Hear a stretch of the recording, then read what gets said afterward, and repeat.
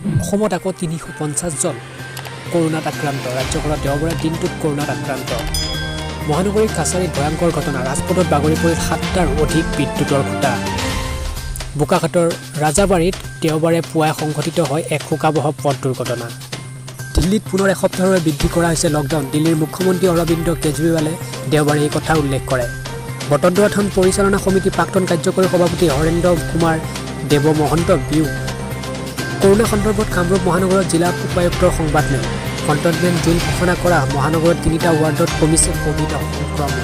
11 বজাতে হাট বজাৰ দোকান পোহাৰ বন্ধ কৰাৰ এই নিৰ্দেশনাৰ পাছতে গুৱাহাটীৰ বজাৰতো যথেষ্ট ভিৰ কৰিছে গ্ৰাহকে। মাজুলী ঢকুৱাখানা সংযোগী ৰাজ্যিক ঘাইপথৰ ঢকুৱাখানা মহকুমাৰ সুমাদিয়া অঞ্চলত শনিবাৰে মাজনিশা মাজুলী জিলা আৰক্ষীৰে এখন বাহন দুৰ্ঘটনা পতিত হয়।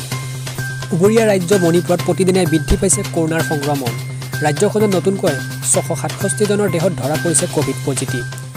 যোৱা 24 ঘণ্টাত গুজৰাটত আকৌ 8,210 জন কৰোনাত আক্ৰান্ত। এই সময়ছোৱাত ৰাজ্যখনত কৰোনাত আক্ৰান্ত হৈ 82 জনৰ মৃত্যু হয়।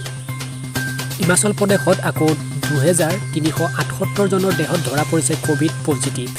ৰাজ্যত এতিয়াও এই ভাইৰাছে আক্ৰান্ত হৈ চিকিৎসাধীন হৈ আছে 36,909 জন ৰোগী।